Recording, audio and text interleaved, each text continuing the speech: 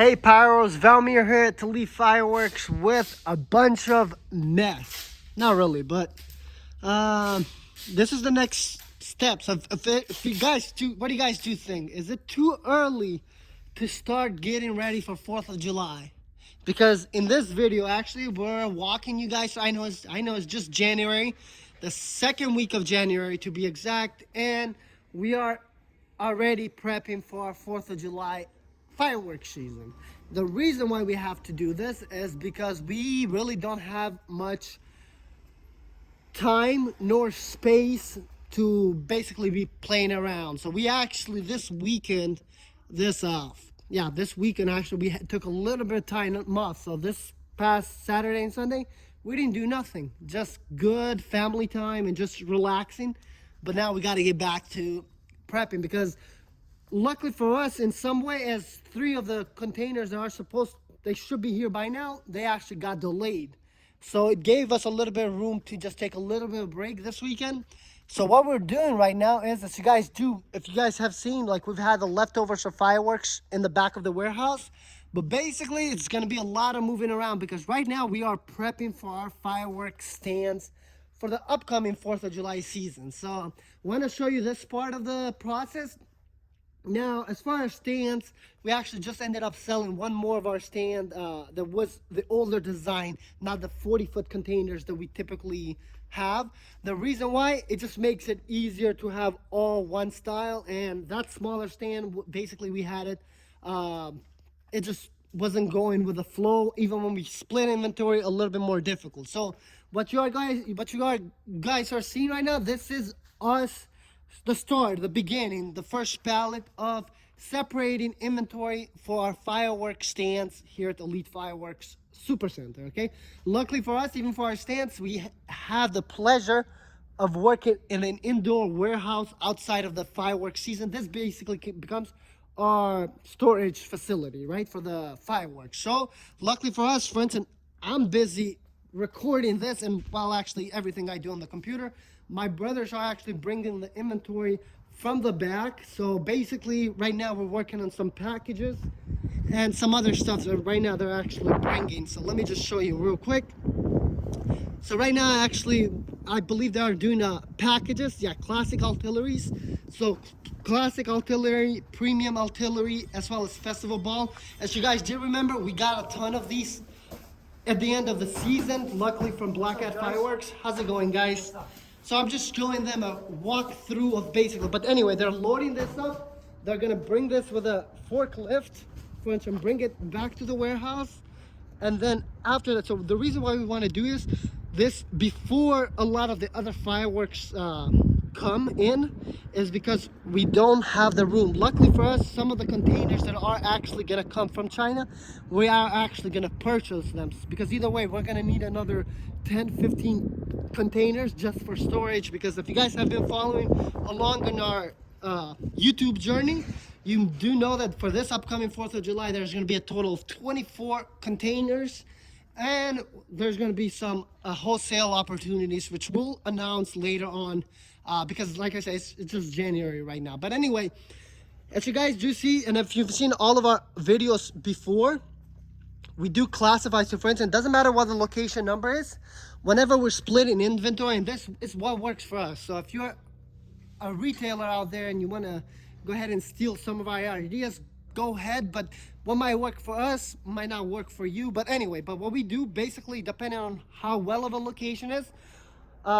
we have the green locations, and then the one location, if you guys are wondering, that we actually ended up no longer we're gonna have, that we sold the stand, is the red location. And if you watched one of our previous videos last week, you know the red means it's one of our worst locations. For instance, that location underperformed, but it's also not a 40-foot container location. But anyway, we do categorize them. So right here, for instance, notice everything in the green section, they are identical as far as how we stock it, even to the exact way we put each item. For instance, the excellent bag, notice here, 2 like us upside down and 1 on top of the other right there.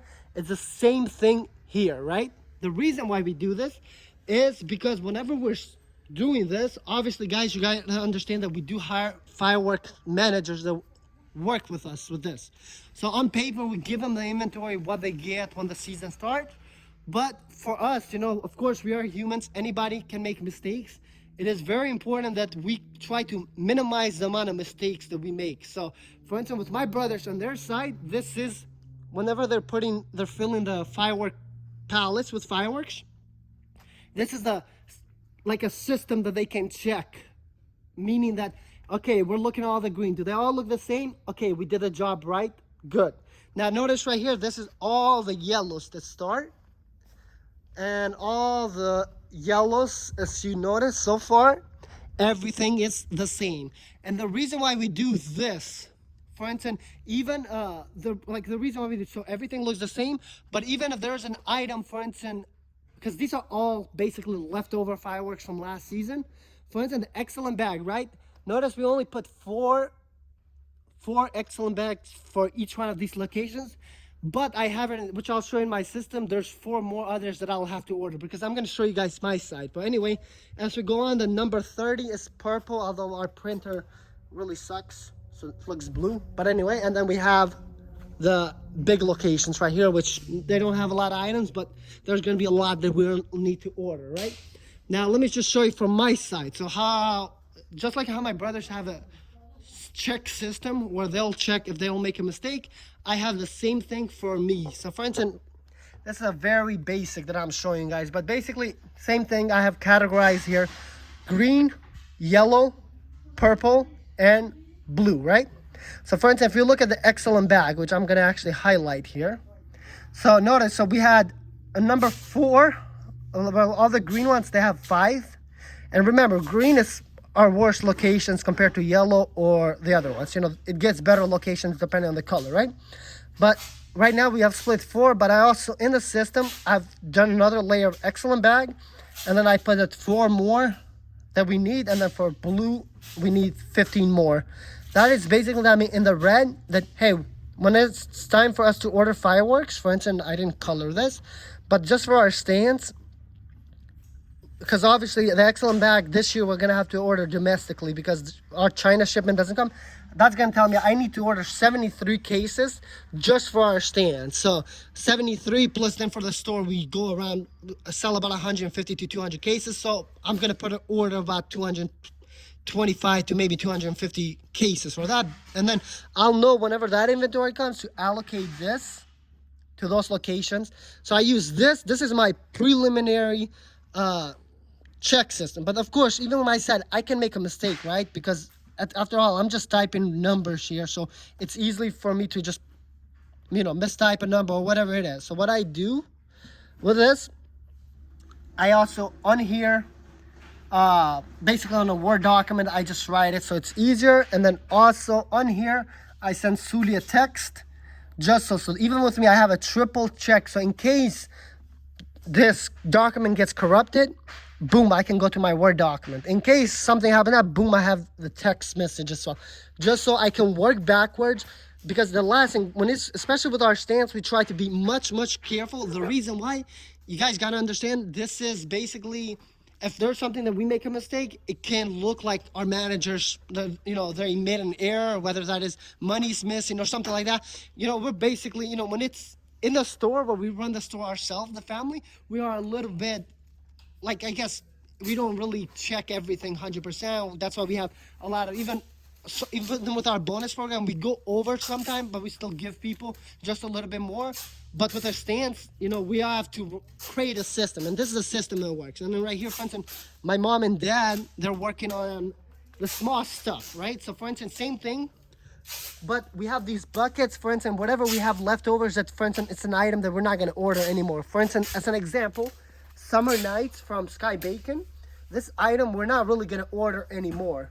So whatever we have, we distribute it for all the stands without having to order more, because either way we're not. That way, each stand, depending on how well they sell, some are going to have more. As you can see, the green sections, so far they have the least amount, and as we get to the yellow, notice you get more of silver, and then Summer Nights, instead of 16, you're getting 24.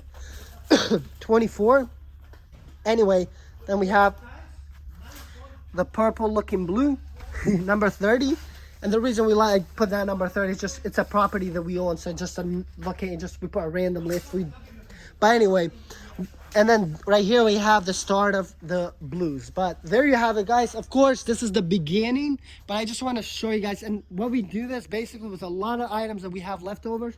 These items that you see in these cards, this is basically was leftovers of items from our stand. So for instance, cat eyes that you see, these were all the cat eye items that were left over from our stand. So we repeat this process. The reason why we do this like this is because we want to prevent damage. You know, that's why, as you guys saw in previous videos, when our managers bring their fireworks, they just basically put it they basically put everything in just random boxes, and then we go through that, we check it, and then right after that we want to make sure we put everything into cars. The reason why, we prevent damage, and then this way then we'll utilize those products to put them back and redistribute them how we need to. But anyway, guys, thank you so much. This is Valmy from Elite Fireworks. If you guys did like this type of video, because I know it's something that you really I haven't seen in YouTube at all, but if you do like this type of video, just make sure you hit a thumbs up. It really helps us with the YouTube algorithm. And other than that, thank you so much, and we'll see you guys in another video right here on our YouTube channel.